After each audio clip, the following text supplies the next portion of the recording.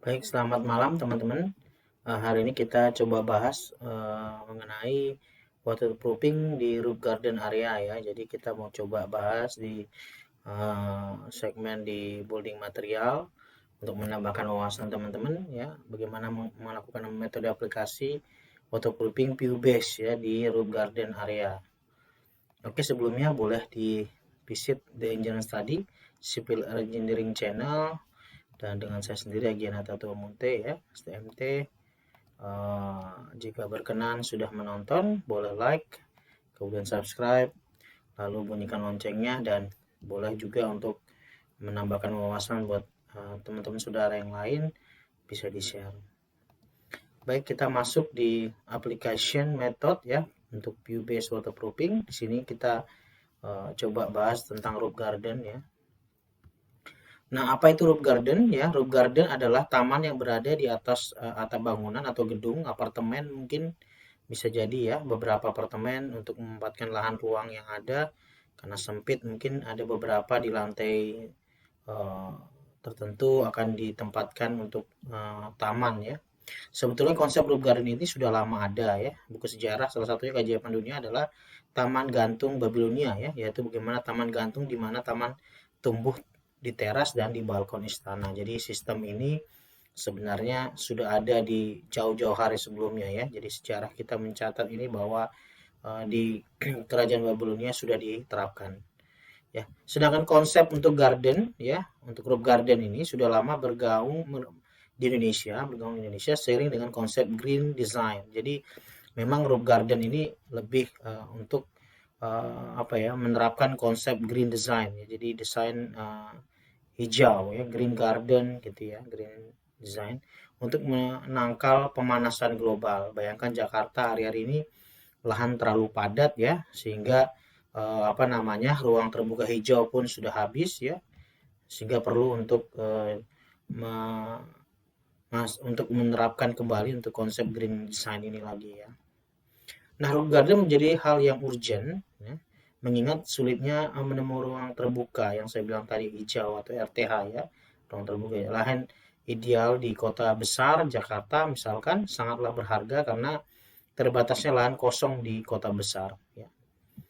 Beberapa gedung-gedung di Jakarta ya, di mungkin daerah Sudirman, daerah Kuningan seperti itu, dan banyak gedung-gedung tinggi dan sangat sulit sekali untuk mendapatkan ruang terbuka hijau.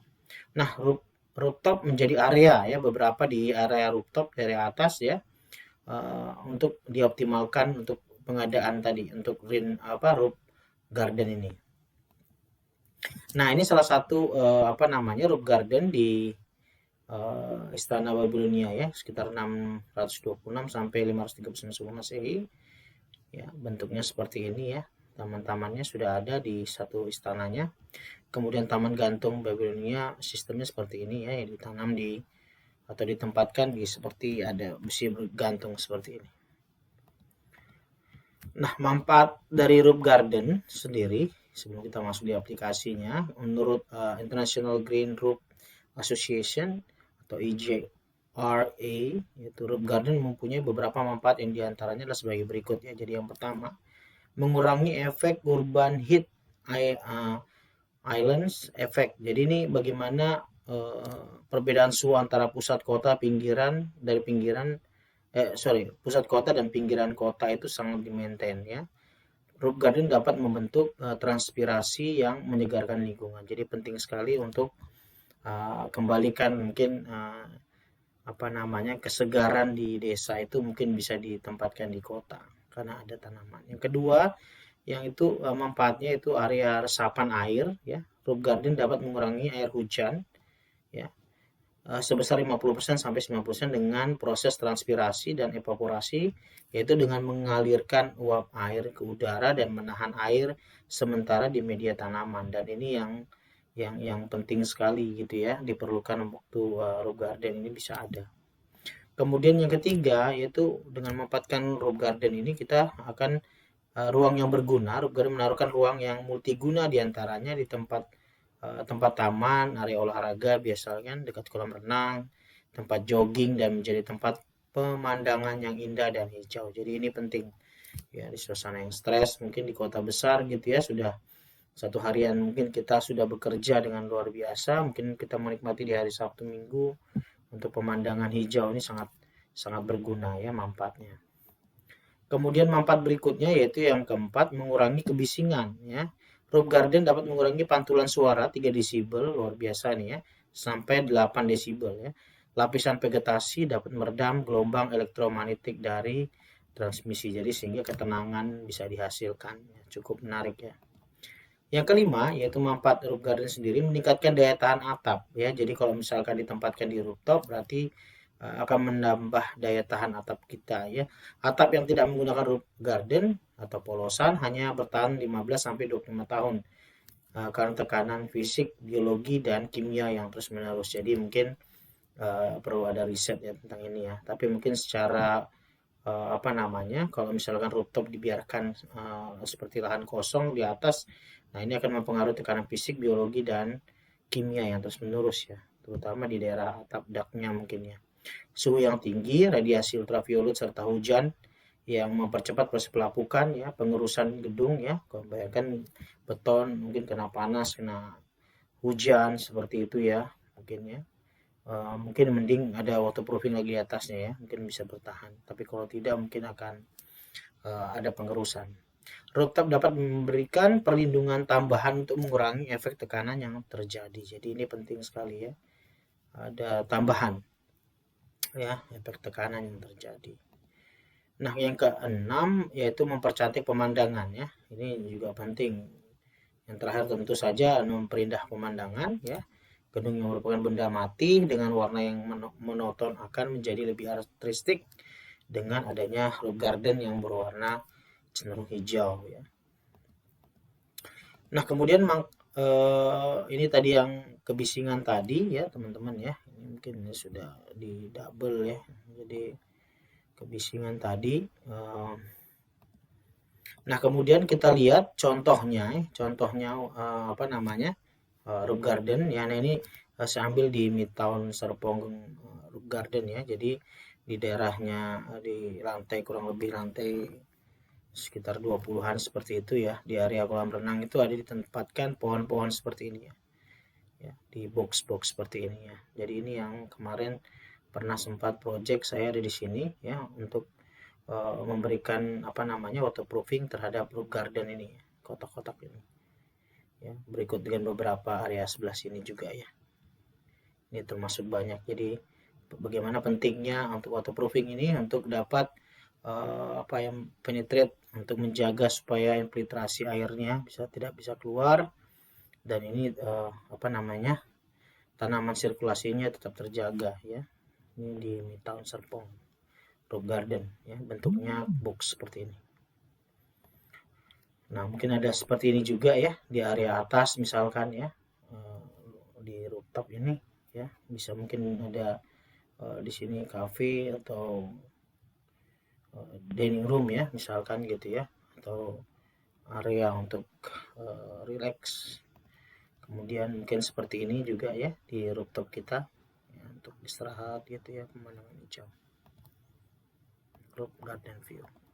Oke, bagaimana metode aplikasi waterproofing roof garden ya. Jadi kita lihat di sini dengan spek material PU base waterproofing, dan PU base ini beberapa produk sudah ada ya, baik yang beberapa seperti kayak Posrock, Sika ya, dan Bostik itu ada ya.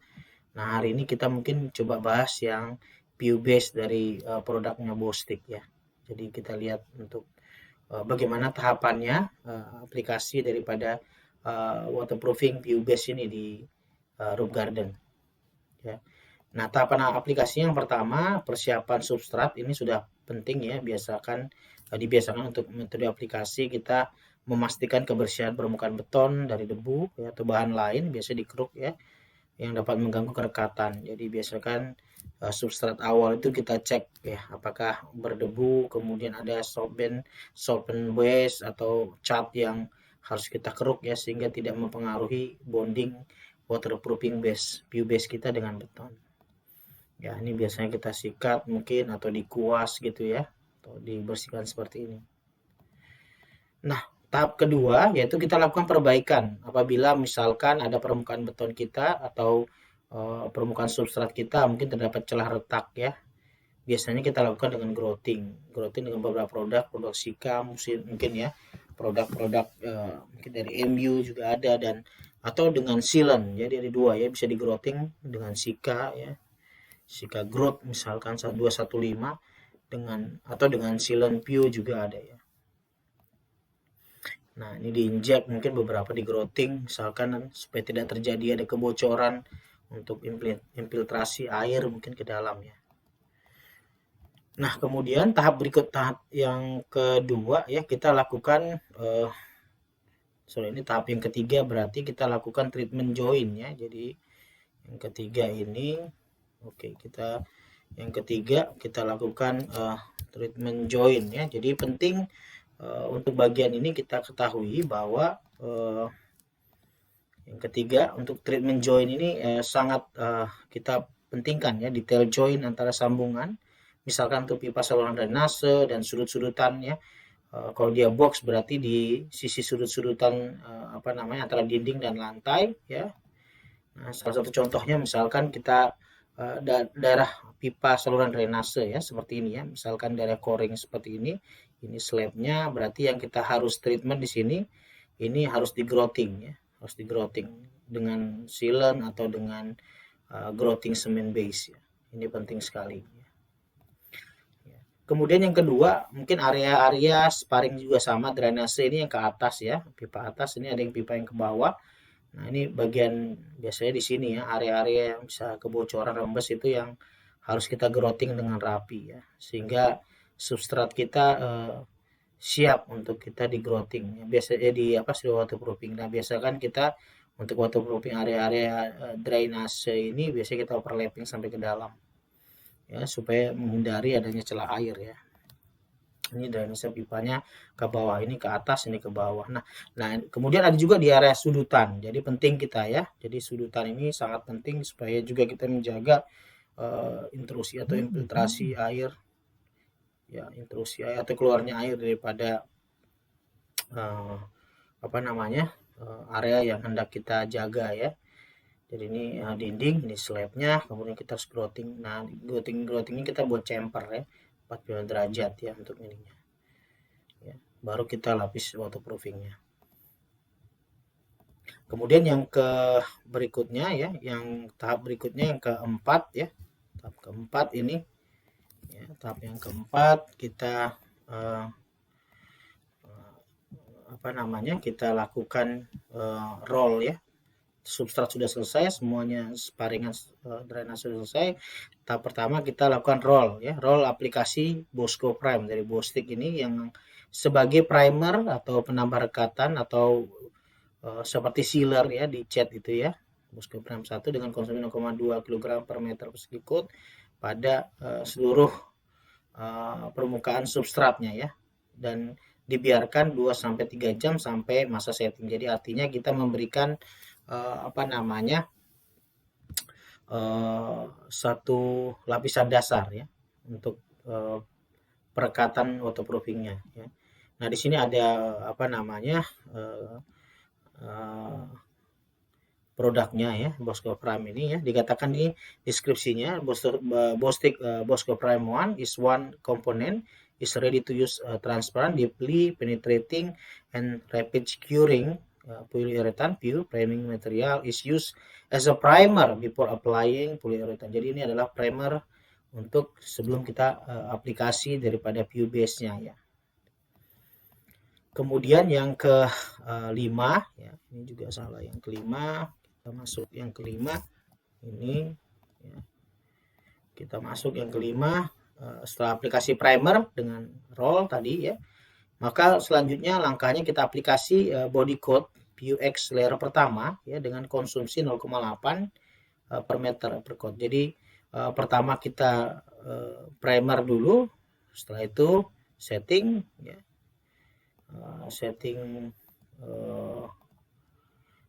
Ya, kurang lebih